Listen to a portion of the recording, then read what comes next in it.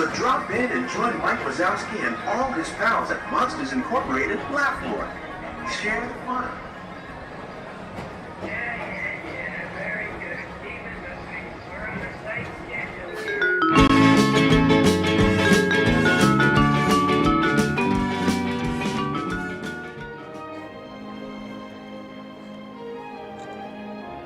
This program is dedicated to the memory of Walt Disney. In 1971, his love for America inspired the creation of the Hall of Presidents, a place to celebrate the optimism and goodwill he saw at the heart of the American story. Walt's vision was to honor the nation by honoring the American presidency.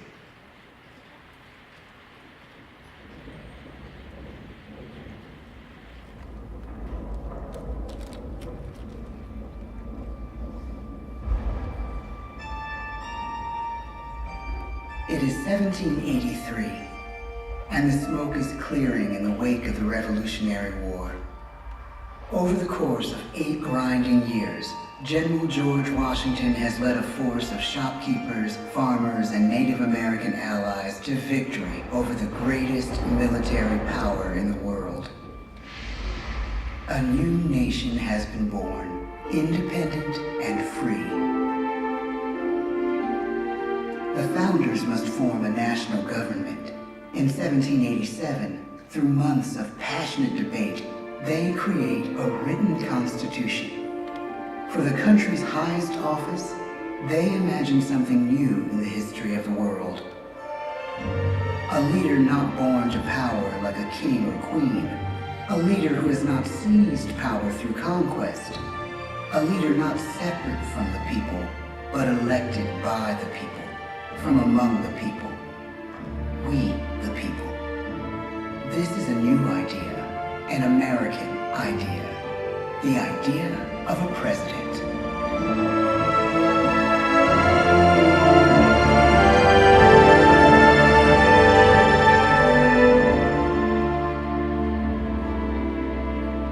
The people don't know exactly what a president will be, but there is little doubt who it will be. George Washington's stature and bearing have marked him as a leader. His integrity has made him a great one. Washington knows that many generals who have led successful revolutions make themselves dictators or kings. Instead, he steps down from power and retires to his home, Mount Vernon.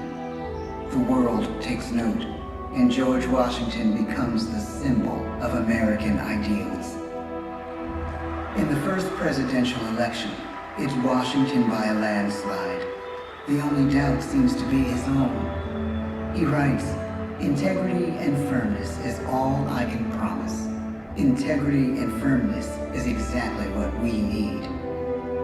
Everything he does as president will set a model for his successors. His final act may be the most important of all.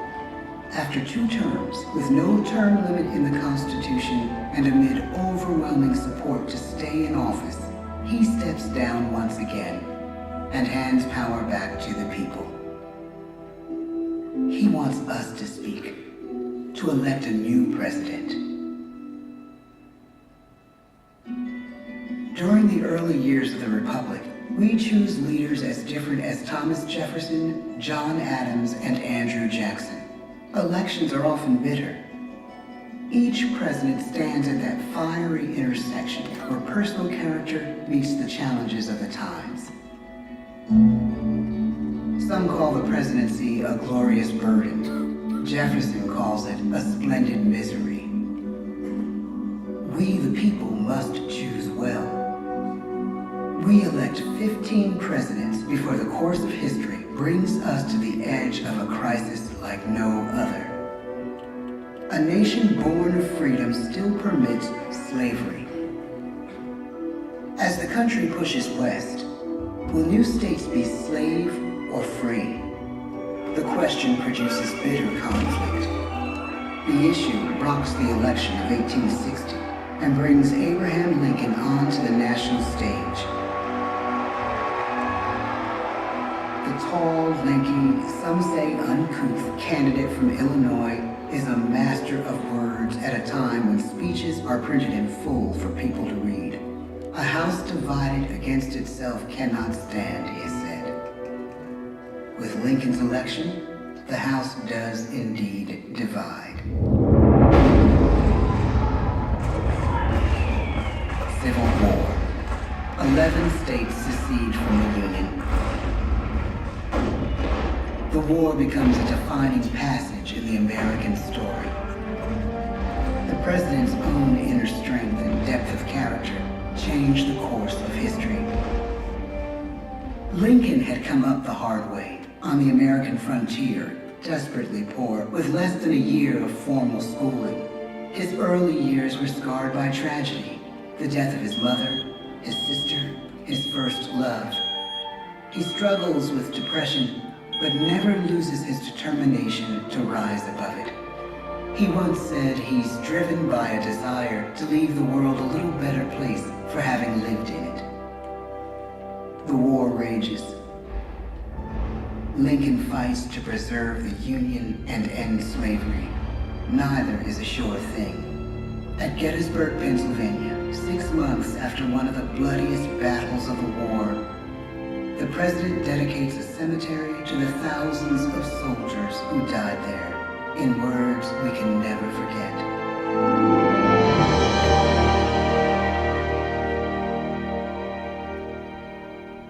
Fourscore and 7 years ago, our fathers brought forth on this continent a new nation, conceived in liberty and dedicated to the proposition that all men are created equal. Now we are engaged in a great civil war, testing whether that nation or any nation so conceived and so dedicated can long endure. We are met on a great battlefield of that war. We have come to dedicate a portion of that field as a final resting place for those who here gave their lives, that that nation might live. It is altogether fitting and proper that we should do this. But in a larger sense, we cannot dedicate, we cannot consecrate, we cannot hallow this ground. The brave men, living and dead, who struggled here, have consecrated it far above our poor power to add or detract. The world will little note, nor long remember what we say here, but it can never forget what they did here. It is for us, the living, rather, to be dedicated here to the unfinished work which they who fought here have thus far so nobly advanced. It is rather for us to be here dedicated to the great task remaining before us, that from these honored dead we take increased devotion to that cause for which they gave the last full measure of devotion.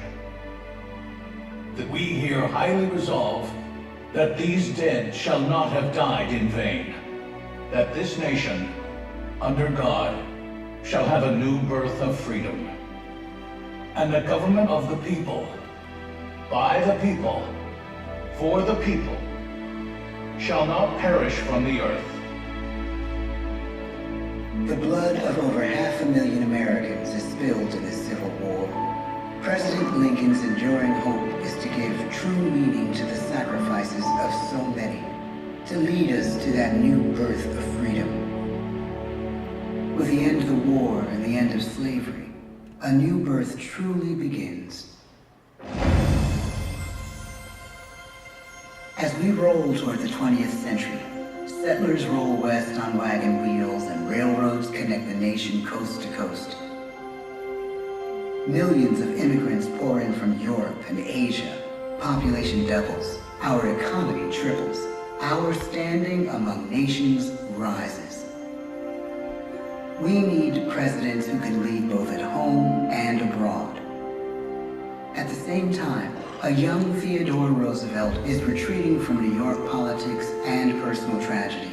The death of his wife and his mother on the same day in the same house. In the Badlands of North Dakota, he rethinks his life and the life of his country. he returns stronger in body and spirit. His renewed energy is just what his country needs.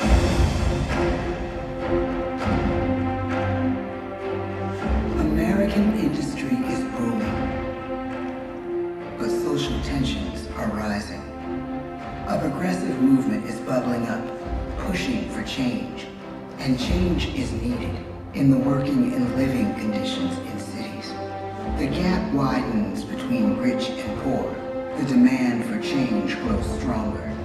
Teddy Roosevelt is a knight on a crusade. He speaks with force and vitality in clear terms that make colorful headlines at a time when mass market newspapers have become the new media. To define his foreign policy, he borrows a phrase from an African proverb: speak softly and carry a big stick. But his greatest accomplishments are made at home. He breaks up giant monopolies, protects workers' rights, and calls for a square deal for all Americans, rich and poor, capitalist and wage earner. And a square deal for every man and every woman in the United States. He calls on America to be as great as the natural grandeur of its lands.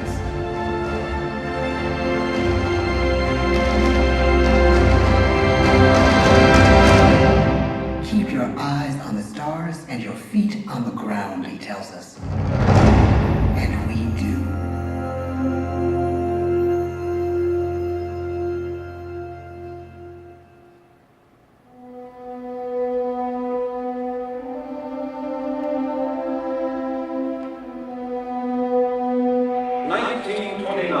The bottom fell out of the market. 12 million unemployed. The bread lines and the soup. The results of the 1932 election now appear. When we elect our 32nd president, it is the worst of times. The course of history and the course of one president's life again shape a turning point in our national destiny.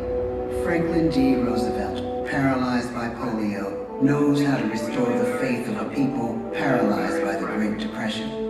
I believe in practical explanation and in practical policy. He has found the inner strength his countrymen now need. He speaks to us like a friend, a neighbor. His optimism is contagious, his voice perfect for the latest breakthrough medium, radio. He calls us to believe we have nothing to fear but fear itself. And we do believe. Tonight's attacks on England are perhaps the most widespread of the war in the course of the day. But an even greater challenge dominates his final years in office. The Second World War.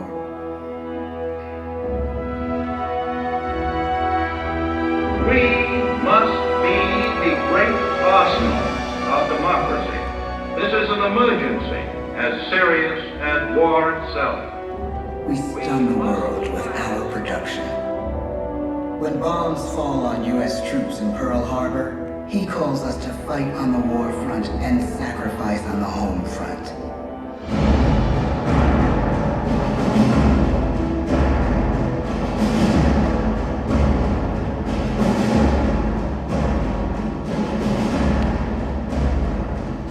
The harder the sacrifice, the more glorious the triumph.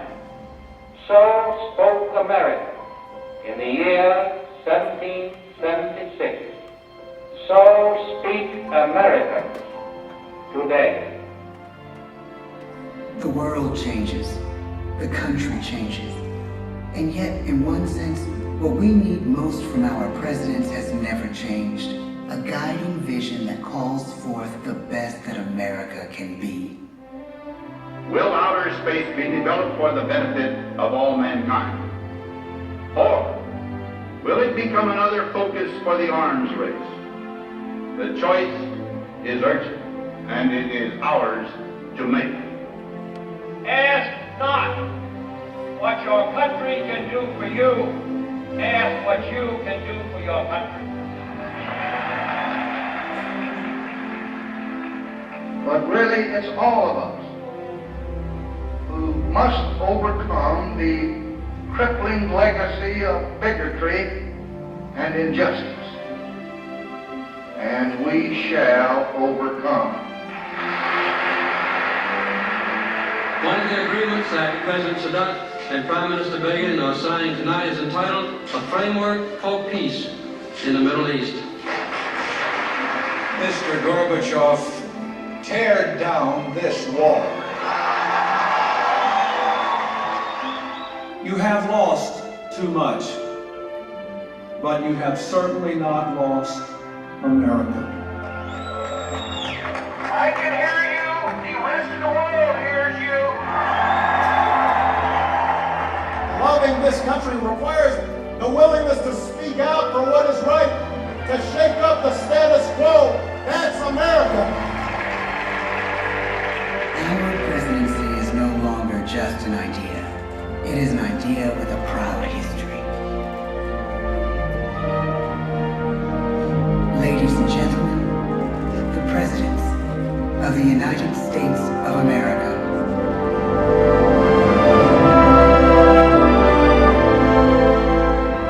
George Washington, John Adams, Thomas Jefferson, James Madison, James Monroe, John Quincy Adams, Andrew Jackson, Martin Van Buren, William Henry Harrison, John Tyler, James K. Polk, Zachary Taylor, Millard Fillmore, Franklin Pierce, James Buchanan, Abraham Lincoln, Andrew Johnson, Ulysses S. Grant, Rutherford B. Hayes, James A. Garfield, Chester A. Arthur, Grover Cleveland, Benjamin Harrison, William McKinley, Theodore Roosevelt, William Howard Taft, Woodrow Wilson, Warren G. Harding, Calvin Coolidge, Herbert Hoover, Franklin D. Roosevelt, Harry S. Truman, Dwight D. Eisenhower, John F. Kennedy, Lyndon B. Johnson, Richard M. Nixon, Gerald R. Ford, Jimmy Carter, Ronald Reagan, George Bush, Bill Clinton, George W. Bush, Barack Obama.